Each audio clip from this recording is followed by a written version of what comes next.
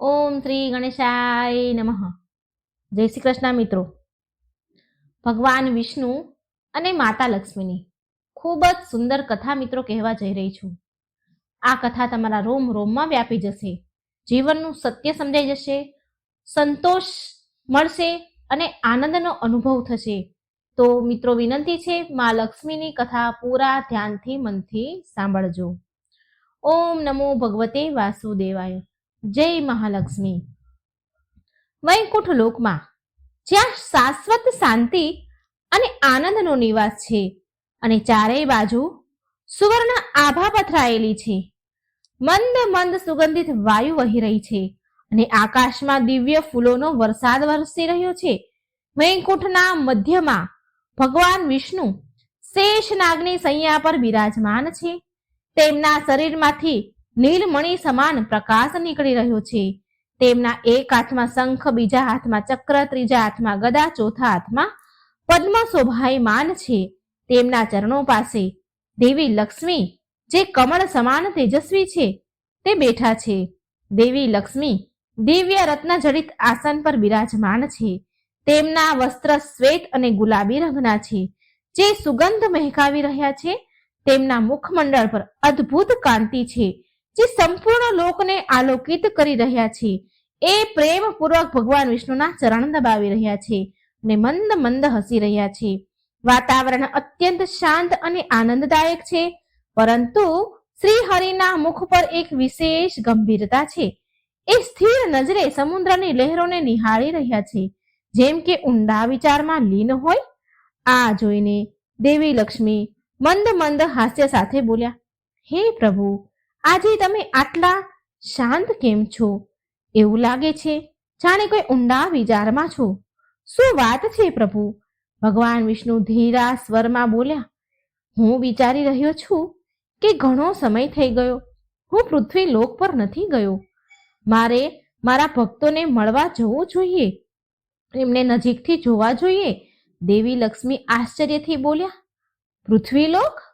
પ્રભુ, તમારે ત્યાં કેમ જવું છે? ત્યાંનું જીવન તો કષ્ટદાયક છે, કેટલાય સંઘર્ષથી ભરેલું છે. દુઃખ, પીડા અને મોહમાયાની ઝાડ છે ત્યાં, અને અહીં તો આનંદ જ આનંદ છે વૈકુંઠમાં. ભગવાન વિષ્ણુ ગંભીરતાથી બોલ્યા, દેવી, તમે સત્ય કહ્યું કે આ જ મોહમાયા અને સંઘર્ષ જીવનનું વાસ્તવિક રૂપ છે. મારા ભક્ત કેવી રીતે જીવી રહ્યા છે, તેમની ભક્તિ કેવી છે, તેનું તપ અને તેમની શ્રદ્ધા કેટલી દ્રઢ છે, તે જોવું જરૂરી છે. જ્યાં સુધી હું સ્વયં નહીં જોઉં, ત્યાં સુધી હું નહીં જાણી શકું કે એ કેવી રીતે મારું સ્મરણ કરે છે અને તેના જીવનમાં કયા દુઃખો, કઈ મુશ્કેલીઓ, કષ્ટનો સામનો તે કરી રહ્યા છે. આ સાંભળી મા લક્ષ્મી આનંદિત થઈ ગયા અને બોલ્યા, પ્રભુ, જો પ્રભુ તમે પૃથ્વીલોક પર જઈ રહ્યા છો ને, તો હું પણ તમારી સાથે આવીશ. હું ત્યાંની નદીઓ, પર્વતો, વન ઉપવન, જીવોને નજીકથી જોવા માંગુ છું. આ સાંભળીને શ્રી હરિ મંદ મંદ હસ્યા અને પૃથ્વી તરફ જોવે છે અને ગંભીર સ્વરમાં બોલ્યા, દેવી, તમારો સાથ હોય ત્યાં તો હું આનંદી જ રહું ને, હું આનંદિત રહીશ, પરંતુ પૃથ્વી પર તમારે એક નિયમનું પાલન કરવું પડશે. દેવી લક્ષ્મી ચંચળ હાસ્ય સાથે કહે છે, પ્રભુ, નિયમ? કેવો નિયમ? એટલે ભગવાન વિષ્ણુ ગંભીર સ્વરે બોલ્યા કે જ્યારે આપણે પૃથ્વી લોક પર જઈએ તો ત્યાંની કોઈ પણ વસ્તુને તમારે સ્પર્શ નથી કરવાનું, માત્ર દૂરથી જ તમારે જોવાનું છે અને અનુભવ કરવાનો, પરંતુ કોઈ પણ વસ્તુને અડવાનું નથી. દેવી લક્ષ્મી આ સાંભળી આશ્ચર્યમાં પડ્યા અને ભગવાન વિષ્ણુ સામે ગંભીરતાથી જુએ છે અને કહે છે, પ્રભુ, આ કેવી શરત છે તમારી? જો હું પૃથ્વી લોક પર જઈશ તો માત્ર શું જોતી જ રહીશ? કોઈ પણ વસ્તુને સ્પર્શ કર્યા વિના તેનો આનંદ કેવી રીતે લઈ શકાય? ભગવાન શ્રી હરિ બોલ્યા, દેવી, સંસારમાં હરેક વસ્તુનું એક મૂલ્ય છે. જો આપણે કોઈ વસ્તુને ગ્રહણ કરીએ છીએ તો એ કોઈના કોઈની મહેનત અને પરિશ્રમ, સંઘર્ષનું પરિણામ હોય છે. દરેક નાનામાં નાની વસ્તુની પાછળ કોઈને કોઈ મહેનત, કોઈની છુપાયેલી હોય છે. જો આપણે સમજ્યા વિચાર્યા વિના આપણે એને અડી લઈએ, સ્પર્શ કરીએ, પછી પોતાની બનાવી લઈએ, તો આપણે એના વાસ્તવિક મૂલ્યને સમજી નથી શકતા. માટે હું ઈચ્છું છું કે તમે માત્ર ત્યાં નિહાળજો અને કોઈ પણ વસ્તુને સ્પર્શ ન કરશો. દેવી લક્ષ્મી હસીને બોલ્યા, સારું પ્રભુ, જો તમારી આવી જ આજ્ઞા છે તો હું તમારી વાત માનીશ. હું માત્ર પૃથ્વી લોકની સુંદરતાના દર્શન કરીશ અને કોઈ પણ વસ્તુને સ્પર્શ નહીં કરું. શ્રી હરિ ભગવાન વિષ્ણુ ખુશ થયા અને તે તેમના કમળના આસન પરથી ઊભા થયા અને ડાબા હાથથી આકાશ તરફ સંકેત કર્યો. તરત જ દિવ્ય રથ આકાશમાં પ્રગટ થાય છે. આ રથ દિવ્ય પ્રકાશમય છે, જે સોના રત્નથી જડિત છે. તેમાં 7 અદ્ભુત ઘોડા જોડાયેલા છે, અશ્વ, જેની ગતિ તો હવા કરતા પણ વધારે છે. તેમાં ભગવાન અને મા લક્ષ્મી બિરાજમાન થાય છે. વૈકુંઠ લોકના દેવગણ એમની સ્તુતિ કરે છે. રથ આકાશથી પૃથ્વી તરફ આગળ વધે છે. જેમ જેમ એ રથ નીચે આવે છે તેમ તેમ પૃથ્વીની સુંદરતા ઉભરતી આવે છે. વર્ષા ઋતુ પણ પૂરી યૌવનમાં હતી. ચારેય બાજુ હરિયાળી પથરાયેલી હતી. વૃક્ષો પર મોર નૃત્ય કરી રહ્યા છે. પક્ષીઓની કલકલ મધુર અવાજ આવી રહ્યો છે. નદી કલ કલ વહી રહી છે અને ખેડૂતો ખેતરમાં હળ ચલાવી રહ્યા છે. જેવો રથ પૃથ્વી લોકના આકાશ પર આવે છે તો ત્યાંનું વાતાવરણ અદ્ભુત દેખાઈ રહ્યું છે. વર્ષા ઋતુનું આગમન થઈ રહ્યું છે. ઠંડી ઠંડી હવા, બહુ સરસ હવા ચાલી રહી છે. બધું દ્રશ્ય સ્વર્ગ જેવી ત્યાં છબી પ્રદાન કરી રહી છે. દેવી લક્ષ્મી ખુશ થઈ ગયા અને બોલ્યા, પ્રભુ, અહીંનું વાતાવરણ તો ઘણું મનોરમ છે. પૃથ્વી પર હરિયાળી, સુંદરતા કેટલી બધી છે. આ સ્થાન મને અત્યંત પ્રિય લાગી રહ્યું છે પ્રભુ. ભગવાન વિષ્ણુ કહે છે, હા દેવી, આ એ જ ધરતી છે જ્યાં જન્મ મરણનું ચક્ર ચાલતું રહે છે. આ જ સંસારનો નિયમ છે. અહીં કઈ પણ વસ્તુ સ્થાયી નથી, કઈ જ પણ વસ્તુ. ભગવાનને રથ ધીરે ધીરે એક સુંદર બગીચા પાસે આવીને ઊભો રાખ્યો. આ બગીચામાં રંગબેરંગી ફૂલો ખીલ્યા છે. વિશેષ રૂપથી લાલ ગુલાબ અદ્ભુત શોભા વધારી રહ્યા છે. દેવી લક્ષ્મી ગુલાબને જોઈને મંત્રમુગ્ધ થઈ જાય છે અને બોલી ઉઠ્યા, અરે, આ ગુલાબ આટલા સુંદર છે. એક સુંદર બગીચો જ્યાં વિભિન્ન પ્રકારના પુષ્પો ખીલી ઉગ્યા છે. હળવો વરસાદ સાથે વાતાવરણ મોહક થઈ ગયું છે. ગુલાબના ક્યારા તાજગીથી ખીલી ઉઠ્યા છે. મંદ મંદ પવન ફૂલોની સુગંધને ચારેય બાજુ ફેલાવી રહી છે. વાતાવરણ મધુર બની ગયું. ભગવાન વિષ્ણુ અને મા લક્ષ્મી બગીચામાં ફરી રહ્યા છે. દેવી લક્ષ્મી ઊંડો શ્વાસ લઈને ખુશ થઈને કહે છે કે પ્રભુ, આ સ્થાન તો સ્વર્ગ કરતા પણ વધારે સુંદર બની ગયું છે. આ વરસાદના બૂંદ, આ હરિયાળી, કોમળ ફૂલો, બધું કેટલું અદ્ભુત છે. મને આ ધરતી લોકની સુંદરતા જોઈને અત્યંત આનંદ મળી રહ્યો છે. ભગવાન વિષ્ણુ હસીને બોલ્યા, હા દેવી, પૃથ્વી પર પ્રકૃતિ એની સંપૂર્ણ છટા વિખેરે છે.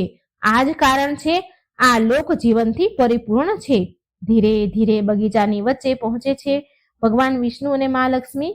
દેવી લક્ષ્મી ગુલાબને જોઈને મંત્રમુગ્ધ થઈ જાય છે અને બોલ્યા, સ્વામી, આ ફૂલો તો અતુલનીય રૂપથી સુંદર છે. તેમનું આ ગુલાબ પાસે જોઈને જોવાનું મન થયું. મા લક્ષ્મીને ગુલાબ ખૂબ જ ગમ્યું. લક્ષ્મીજી વિષ્ણુ ભગવાનને કહે છે, કેટલું સુંદર, અદ્ભુત, રમણીય આ દ્રશ્ય છે, આ સ્થાન છે. અને આ ગુલાબની સુગંધ મને મોહક બનાવી રહી છે, મને મંત્રમુગ્ધ કરી રહી છે. મા લક્ષ્મી ભગવાન વિષ્ણુની આજ્ઞા ભૂલી જાય છે અને તે ગુલાબ પાસે જાય છે.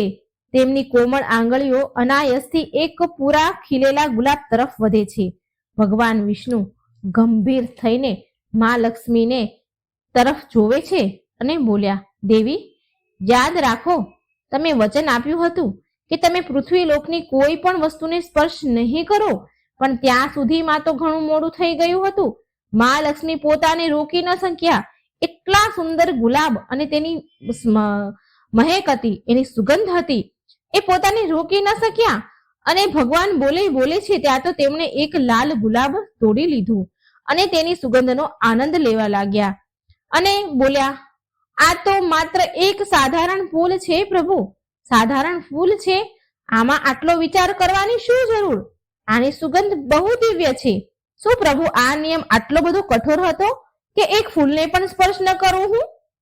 ભગવાન વિષ્ણુના મુખ પર ગંભીરતાનો ભાવ ઊંડો થતો ગયો તો એમના સ્થાન પર સ્થિર ઊભા રહ્યા. ભગવાન વિષ્ણુ એમના સ્થાન પર સ્થિર ઊભા રહી ગયા અને તેમની દ્રષ્ટિ કઠોર અને ચિંતાશીલ થઈ જાય છે અને બોલ્યા, દેવી, તમે મારી આજ્ઞાનું ઉલ્લંઘન કર્યું છે. આ તો માત્ર એક ફૂલ નથી, પણ કોઈની મહેનતનું પરિણામ છે. આ બગીચો મારા ભક્તનો છે, જે ખૂબ જ મહેનતથી આ ફૂલોને ઉગાડે છે અને તેના જીવનના ગુજરાન માટે આના પર તે નિર્ભર છે. આ સાંભળી માં લક્ષ્મી અહંકાર ભર્યા અવાજે બોલ્યા, પ્રભુ, તમે આ સાધારણ ફૂલ માટે આટલા ગંભીર કેમ છો? આ કોઈ મૂલ્યવાન વસ્તુ તો નથી ને? આ તો માત્ર એક ગુલાબ જ છે. હજારોની સંખ્યામાં અહીં ખીલેલા છે. આ એક નાના એવા ફૂલથી તમારા ભક્તનું ભલા શું નુકસાન થઈ જવાનું? પ્રભુ, હું ઈચ્છું ને તો આ માલિકને અગણિત ધન પ્રદાન કરી શકું છું, જેથી એને કોઈ ફૂલોને વેચવાની જરૂર પણ ન પડે. ભગવાન વિષ્ણુ ક્રોધે ભરાયા અને બોલ્યા, દેવી, આજ તો તમારો અહંકાર છે. તમે માત્ર ધનનું મૂલ્ય જાણો છો, પરંતુ પરિશ્રમ અને સંઘર્ષનું મૂલ્ય નથી સમજતા. તમારા માટે માત્ર આ એક ફૂલ હોઈ શકે છે, પરંતુ આ માલિક માટે આજીવિકાનો આધાર છે. આ તમે કોઈ પણ કશું જ પણ વિચાર કર્યા વિના આ ફૂલને તોડી લીધું, જેમ કે આની ઉપર આપનો અધિકાર હોય. દેવી લક્ષ્મીના ચહેરા પર હજી પણ અહંકારની ઝલક હતી. તે આ વાતને કોઈ વિશેષ મહત્વ આપતા ન હતા. દેવી લક્ષ્મી હળવી હસી સાથે થોડા વ્યંગ એટલે કે મજાક કરતા બોલ્યા, પ્રભુ, તમે આ વાતને આટલી ગંભીર કેમ લો છો? હું ચાહું તો આ બગીચાને સોનાનો હીરા મોતીથી ભરી શકું છું. આ માળીને એટલું ધન આપી શકું કે એ જીવનભર એને કોઈ કામ જ ન કરવું પડે. ભગવાન વિષ્ણુ આ સાંભળી વધારે ને વધારે ક્રોધે ભરાયા. તેના મુખ પર વિશેષ રોષ ઉભરાયો. તેમનો અવાજ પહેલા કરતા પણ વધારે કઠોર થઈ ગયો. ભગવાન વિષ્ણુ દ્રઢ ક્રોધ ભરે નજરે માં દેવી લક્ષ્મી સામે જુએ છે કે, દેવી, આજ તમારી સૌથી મોટી ભૂલ છે. ધન જ બધું નથી હોતું, મહેનતનું પણ પોતાનું મહત્વ હોય છે. તમે અહંકારમાં આને સમજી નથી શકતા, માટે હવે તમારે આનું મૂલ્ય શીખવું જ પડશે. પાઠ તો તમારે ભણવો જ પડશે. હું તમને શ્રાપ આપું છું કે તમારું બધું વૈભવ ઐશ્વર્ય સાથ છોડી દેશે. તમે સ્વયં આ માળીના ઘરે સાધારણ મનુષ્યના રૂપમાં જન્મ લેશો અને ત્યાં રહીને શીખશો શ્રમ મહેનતનું વાસ્તવિક મૂલ્ય શું હોય છે. ભગવાન વિષ્ણુના કહેવાની સાથે જ મા લક્ષ્મીનું દિવ્ય સ્વરૂપ પરિવર્તન થવા લાગ્યું. એના શરીરની સ્વર્ણિમ આભા ધીરે ધીરે મધ્ય થવા લાગી. તેમના વસ્ત્ર બદલી ગયા અને એક નાની એવી કન્યામાં મા લક્ષ્મી બદલી ગયા. તેમની આંખોમાં ભય અને વિસ્મયના ભાવ ઉભરાવા લાગ્યા અને કહે છે, પ્રભુ, તમે આ શું કર્યું? હું એક નાની એવી બાળકીમાં પરિવર્તન થઈ ગઈ છું. મારું ઐશ્વર્ય ક્યાં ચાલ્યું ગયું? ભગવાન વિષ્ણુ બોલ્યા કે તમને આનો જવાબ ત્યારે જ મળશે જ્યારે તમે સ્વયં સંઘર્ષ કરશો અને પરિશ્રમ મહેનતનું મૂલ્ય સમજશો. હવે તમારે આ જ બગીચાના માળીના ઘરે રહીને શીખવું પડશે. જ્યાં સુધી તમે એ નહીં સમજી લો કે મહેનત શું છે, નહીં સમજી લો કે ધનનું મૂલ્ય મહેનત કરતા પણ વધારે નથી હોતું, ત્યાં સુધી આ શ્રાપ રહેશે. આમ કહીને ભગવાન વિષ્ણુ અંતર ધ્યાન થઈ ગયા. બગીચાના ખૂણે નાની કન્યાના રૂપમાં મા લક્ષ્મી એકલા ઊભા રહી ગયા. તેમની આંખોમાં ભય અને અસહાયતા દેખાઈ રહી હતી. એ રડી રહ્યા છે. એટલામાં બગીચાનો માળી ત્યાં આવે છે. માળી જેણે સાધારણ વસ્ત્ર પહેર્યા છે, પરંતુ એનું હૃદય કરુણાથી ભર્યું છે. તેની મહેનતથી બગીચાના દરેક ફૂલમાં નવું જીવન આવે છે. માળી ઐશ્વર્યથી જોતા જ પૂછે છે કે, અરે, આ રડવાનો અવાજ ક્યાંથી આવ્યો? માળી આગળ વધે છે. ગુલાબના ક્યારા પાસે એક નાની એવી કન્યા ઊભી છે. કન્યાના મુખ પર ચિંતા અને ગભરાહટ હતી. તેના વસ્ત્ર સાધારણ પરંતુ સ્વચ્છ છે. તેની આંખોમાં આંસુ છે. માળી આશ્ચર્યચકિત થઈને બોલે છે. દયાળુ અવાજમાં બોલ્યા, હે નાની દીકરી, બાળકી, તું કોણ છે? આ બગીચામાં એકલી શું કરી રહી છે? તારા માતા પિતા ક્યાં છે? દેવી લક્ષ્મી, જે હવે એક સાધારણ કન્યાના રૂપમાં છે, તે થોડી વાર તો ચૂપચાપ ઊભા રહ્યા. એ ભગવાન વિષ્ણુના શ્રાપને યાદ કરી રહ્યા હતા અને સમજી જાય છે કે હવે આ જીવનમાં રહીને જ મારે શીખવું પડશે. લક્ષ્મીજી ધીરેથી કહે છે, મને કંઈ જ ખબર નથી, મને કંઈ જ યાદ નથી આવતું, હું અહીં એકલી છું. માળીએ દુઃખ અને કરુણાથી ભરાઈને પૂછ્યું કે અરે, આટલી નાની દીકરી, શું તારું કોઈ ઘર નથી? તારા માતા પિતા ક્યાં છે? દેવી લક્ષ્મીએ માથું ઝુકાવી લીધું. એના હૃદયમાં પહેલી વાર અસહાયતા, બાળકની પીડાનો અનુભવ થયો. લક્ષ્મીજીનું ધીરે ધીરે બોલ્યા, મને કંઈ જ નથી ખબર, હું એકલી છું. માળી થોડી વાર માટે મૌન રહે છે અને તેને એ બાળકી ઉપર દયા આવે છે. માળીએ સ્નેહથી કહ્યું, તો પછી બેટા, હવે તું મારી સાથે ચાલ, હું તને મારા ઘરે લઈ જાઉં. માળી તેની ગોદમાં કન્યાને ઉઠાવે છે અને તેના નાના એવા ઘરમાં લઈ જાય છે. એનું ઘર બગીચા પાસે જ હતું. સાધારણ ઝૂંપડી. તેમાં એની પત્ની રોટલી બનાવી રહી હતી. ઝૂંપડીનું વાતાવરણ તો સાધારણ છે, પણ ત્યાં એક આત્મીય શાંતિ વ્યાપ્ત છે.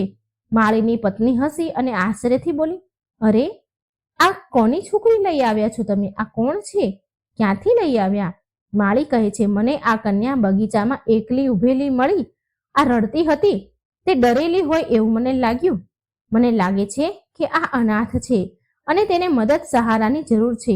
શું આપણે આ દીકરીને આપણે પાળી શકીએ? આપણી પોતાની બનાવી શકીએ?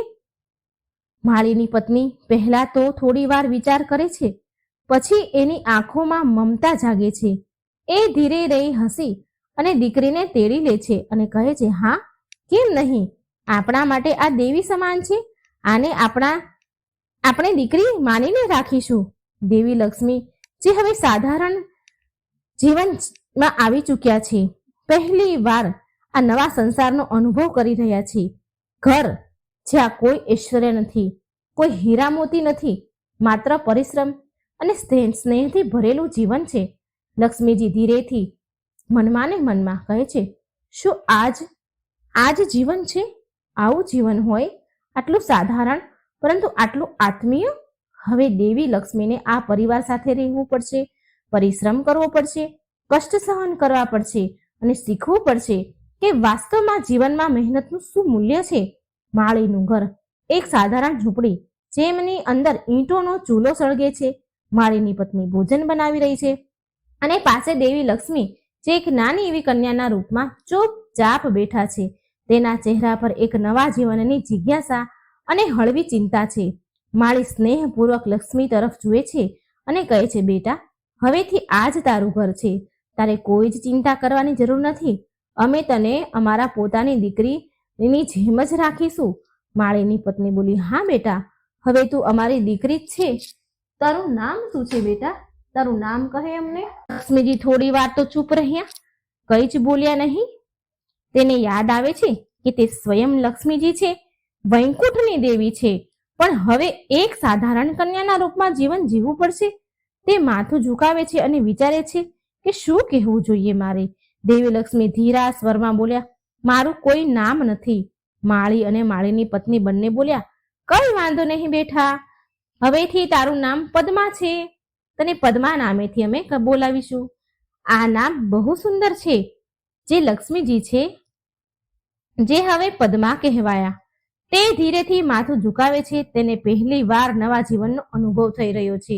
બીજા દિવસથી પદ્માના જીવનમાં પરિવર્તન આવી જાય છે. માળી અને તેની પત્ની સવારે જલ્દી ઉઠે છે. સૂરજની પહેલી કિરણની સાથે એમનો દિવસ શરૂ થાય છે. માળી બગીચામાં કામ કરવા જાય છે અને તેની પત્ની ઘરના કામમાં લાગી જાય છે. પદ્માને પણ હવે સાધારણ જીવનનો ભાગ બનવો પડ્યો. માળીની પત્ની બોલી, પદ્મા બેટા, હું તને ઘરના નાના નાના કામ શીખવાડું છું. પદ્મા પહેલી વાર ઘરના કામમાં મદદરૂપ થવાની કોશિશ કરે છે. તેને પહેલી વાર અનુભવ થાય છે કે ભોજન બનાવવું, ઘર સાફ કરવું અને પાણી ભરવું કેટલું કઠણ કામ છે. પહેલા જ્યારે તે દેવી લક્ષ્મી હતા, ત્યારે વિચાર માત્રથી બધું ઐશ્વર્ય હાજર થઈ જતું હતું.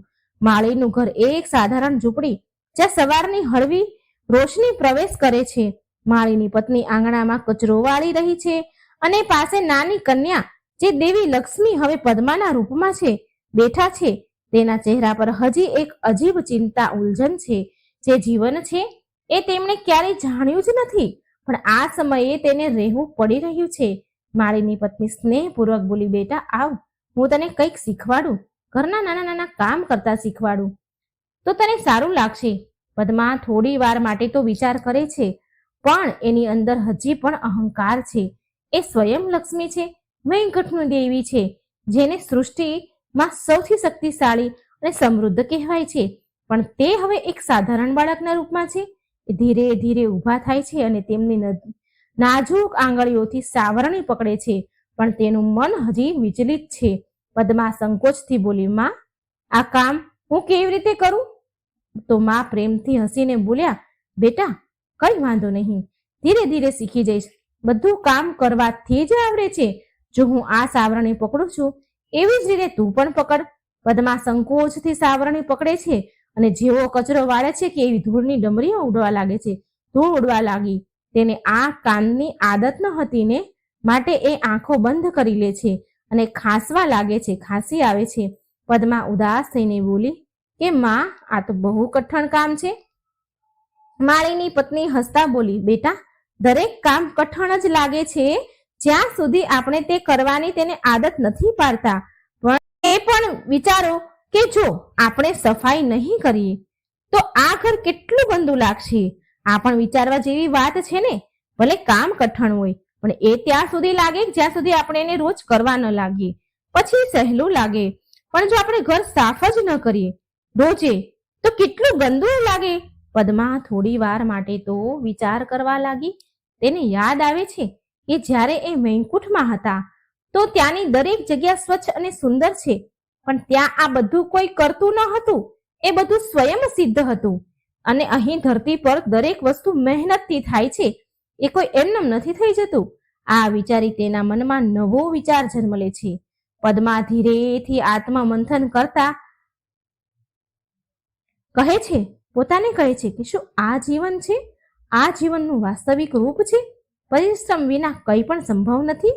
થોડા દિવસ આમને આમ વીતી ગયા અને થોડા દિવસમાં પદ્મા જાતે જ બધા ઘરના કામ કરવા લાગે છે. એક દિવસ માળી પદ્માને તેની સાથે બગીચામાં લઈ જાય છે, જ્યાં ફૂલો ઉગેલા છે. જ્યાં તે માળી ફૂલોની સાર સંભાળ રાખે છે, ફૂલોની ખેતી કરે છે. માળી કહે છે, બેટા પદ્મા આવ, આજે હું તને દેખાડીશ કે આ બગીચો, ફૂલોનો બગીચો કેવી રીતે થાય છે, કેવી રીતે ફૂલો ઉગે છે. જો બેટા, આ ફૂલોના છોડને રોજ પાણી આપવું પડે છે, માટીને સરખી કરવી પડે છે, ત્યારે આટલા સુંદર ફૂલ ખીલે છે. પદ્મા ધ્યાનથી માળીની વાત સાંભળી રહી છે. માળીને જોઈને તેના જેવું કામ કરવાની કોશિશ કરે છે, પણ જેવો તે પાણીનો ઘડો ઉપાડે છે પદ્મા, કે એ ભાર લાગે છે. અને પાણીનો ઘડો હોય એટલે તો ભારે હોય. ભાર લાગ્યો ને એ લથડી, અને લથડી એટલે જમીન પર ઘડો પડી ગયો અને એ પણ પદ્મા પડી જાય છે. પદ્મા નિરાશ થઈને બોલી, પિતાજી આ તો બહુ કઠિન કામ છે. માળી હસીને બોલ્યા, કોઈ પણ કામ પહેલી વારમાં સરળ નથી હોતું બેટા. જ્યારે હું નાનો હતો ને ત્યારે હું પણ ઘણી બધી વાર પડ્યો હતો, પણ ધીરે ધીરે મને પણ આવડી ગયું. મેં પણ કામ શીખી લીધું. મહેનતનું સૌથી મોટું ફળ આ જ છે. એ આપણને આત્મનિર્ભર બનાવે છે. પદ્મા માળીની વાતને ગંભીરતાથી વિચારે છે. અત્યાર સુધી તેને લાગતું હતું કે ધન સૌથી મોટી શક્તિ છે, પણ હવે માં લક્ષ્મી પદ્માને સમજાવવા લાગ્યું કે મહેનત વિના ધનનું કોઈ મૂલ્ય નથી. થોડા મહિનામાં પદ્મા ઘરના અને બગીચાના કામમાં સહાયતા કરવા લાગી અને બધા કામ આવડી ગયા. પદ્માની અંદર હવે અહંકાર નથી રહ્યો. તેની અંદર એક નવો આત્મવિશ્વાસ જન્મ લઈ રહ્યો છે. એક દિવસ માળીની પત્ની બીમાર થઈ ગઈ અને ઘરનું બધું જ કામ પદ્માને કરવું પડ્યું. હવે એ પહેલી વાર એકલા રોટલી બનાવે છે, વાસણ ધોવે છે અને ઘરની સફાઈ કરે છે. જ્યારે માળી ઘરે પાછા આવે છે તો એ જુએ છે કે તેની દીકરી પદ્માએ પૂરા ઘરને સંભાળી લીધું છે. માળી આશ્ચર્ય અને ગર્વથી બોલ્યા, બેટા તે તો બહુ સારું કામ કર્યું. જો તે મહેનત કરી બધું જ શીખી લીધું ને. પદ્મા પહેલી વાર તેની અંદર એક આનંદ અનુભવ કરી રહી છે. આ આનંદ વૈકુંઠના ઐશ્વર્યથી અલગ હતો. આ આત્મસંતોષનો આનંદ હતો. તેને પહેલી વાર મહેસૂસ થાય છે કે મહેનત કર્યા બાદ જ્યારે તેનું ફળ મળે છે તેનું સુખ કેટલું અદ્ભુત હોય છે. એક દિવસ માળીની પત્ની પદ્મા લક્ષ્મીજીને બહાર મોકલે છે તેને કંઈક અનાજ અને શાકભાજી ખરીદવા માટે. માળીની પત્ની તેને થોડા સિક્કા આપે છે. પદ્મા જ્યારે બહાર બજારમાં જાય છે તો ત્યાં અનેક પ્રકારની વસ્તુઓ વહેંચાઈ રહી હતી. આકર્ષક કપડાં, ઘરેણાં, મીઠાઈઓ વગેરે ઘણી બધી વસ્તુ. પદ્મા આ બધું જોવે છે અને પહેલા તો લલચાઈ જાય છે, પણ પછી વિચારે છે કે જો પૈસા વ્યર્થમાં હું ખર્ચ કરીશ તો ઘરમાં આજે ભોજન નહીં બને. એ જરૂરી વસ્તુ ખરીદીને ઘરે આવી અને માળી અને તેની પત્ની બહુ ખુશ થયા. તેની સમજદારીથી ખુશ થયા. માળીની પત્ની ખુશ થઈને કહે છે, બેટા, તે શીખી જ લીધું ને કે ધન માત્ર સંગ્રહ કરવા માટે નથી પણ સાચી રીતે ઉપયોગ કરવા માટે હોય છે. પદ્મા મનમાં ને મનમાં વિચારે છે અને હળવું હાસ્ય સાથે વિચાર કરી રહી છે કે કદાચ આ જ પાઠ ભણાવવા માટે મને પ્રભુએ આ જ પાઠ શીખવાડવા માટે અહીં મોકલી છે. આ જ પાઠ મને શીખવાડવા માંગતા હતા. માળીનું ઘર, રાતનો સમય, હળવી ચાંદની ઝૂંપડીની ચારે બાજુ ફેલાઈ રહી છે.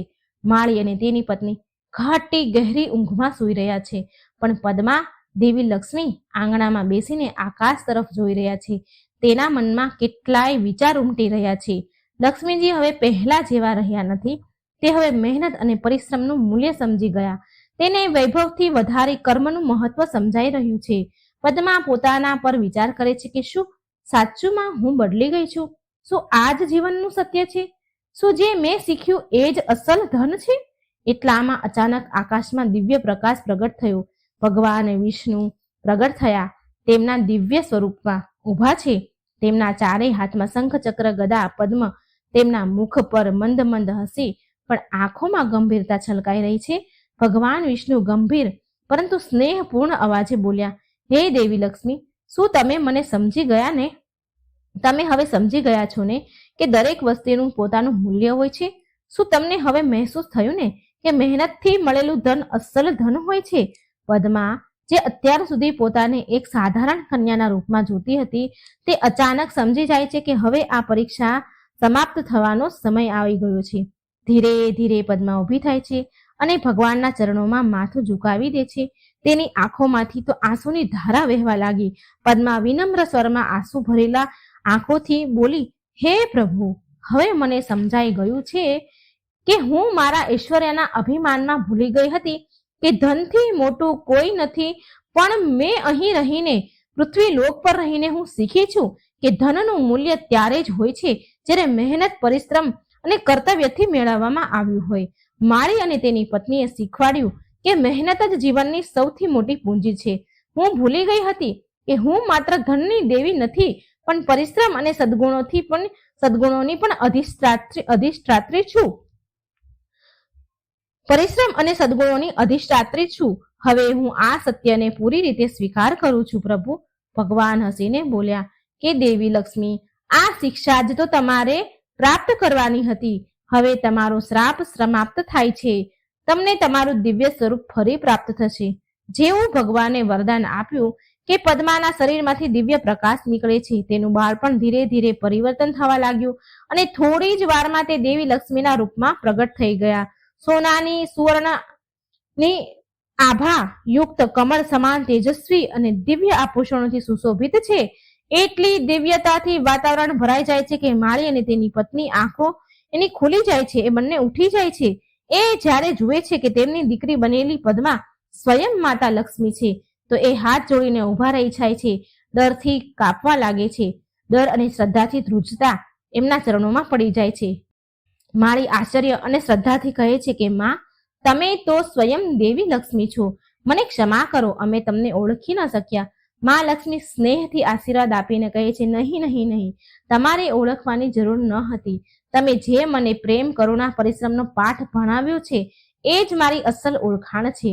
તમે મને તમારી પત્ની, તમે બંને પતિ પત્નીએ મને સાચા અર્થમાં મેળવી છે. તમે બંને સાચા અર્થમાં ધનવાન છો, કેમ કે તમારી પાસે પરિશ્રમ, સ્નેહ અને સંતોષનું ધન છે. હું તમને બંનેને આશીર્વાદ આપું છું કે તમારા ઘરમાં ક્યારેય ધન અને સમૃદ્ધિની કમી નહીં રહે, ક્યારેય ધન ધાન્ય ખૂટશે નહીં. દેવી લક્ષ્મીના આશીર્વાદથી માળીના ઘરમાં દિવ્ય પ્રકાશ ફેલાયો. તેની ઝૂંપડી તરત જ સુંદર, સ્વચ્છ અને સમૃદ્ધ ઘરમાં પરિવર્તન થઈ ગઈ. તેના બગીચામાં અસંખ્ય ફૂલો ખીલી ઉઠ્યા. ત્યાંની ભૂમિ પહેલા કરતા પણ હવે વધારે ઉપજાઉ થઈ ગઈ. માળી અને તેની પત્નીની આંખોમાં આંસુ આવી ગયા. માળીની પત્ની હાથ જોડીને કહે છે, માં, તમે અમને ધન વૈભવ આપી દીધા, પણ અમે તો માત્ર તમારો પ્રેમ અને આશીર્વાદ જ ઈચ્છતા હતા. મહાલક્ષ્મી બોલ્યા કે ધન માત્ર એ મેળવી શકે છે જે તેનું વાસ્તવિક મૂલ્ય સમજે છે. પછી દેવી લક્ષ્મી ત્યાંથી અંતર ધ્યાન થઈ ગયા અને ભગવાન વિષ્ણુ સાથે વૈકુંઠ ચાલ્યા ગયા. ઉપસંહાર, શિક્ષા, સંદેશ. આ વાર્તામાં એ સંદેશ મળે છે મિત્રો કે આ ઘટના બાદ માળી અને તેની પત્ની પરિશ્રમ, સંતોષથી તેનું જીવન જીવવા લાગ્યા. દેવી લક્ષ્મીના આશીર્વાદથી તેમનો બગીચો ક્યારેય સુકાયો નહીં અને તે હંમેશા સમૃદ્ધ બન્યા. આ કથા મિત્રો આપણને શીખવાડે છે કે સાચું ધન માત્ર સોના ચાંદીમાં નથી, પણ પરિશ્રમ, સંતોષ અને સદગુણોમાં હોય છે. માત્ર એ જ વ્યક્તિ સાચા ઐશ્વર્ય અને અધિકારી બને છે જે ધનનો સાચો ઉપયોગ કરે છે, જાણે છે અને અભિમાન નથી રાખતો. મિત્રો, મને આશા છે કે તમને આ દેવી લક્ષ્મી અને ભગવાન વિષ્ણુની કથા જરૂર પસંદ આવી હશે. તો વિડીયોને બને એટલો શેર કરજો, લાઈક કરજો અને આ ચેનલને સબસ્ક્રાઈબ કરવાનું ભૂલશો નહીં. હે મહાલક્ષ્મી, હે ભગવાન વિષ્ણુ, સદાય ભક્તો પર તમારી કૃપા વરસાવજો. આ કથા સાંભળનાર, બોલનાર, કહેનાર, હોકારો ભરનાર બધાનું ઘર ધન ધાન્યથી પરિપૂર્ણ રાખજો. સારું આરોગ્ય પ્રદાન કરજો. જય શ્રી કૃષ્ણ. રાધે રાધે. Thank you.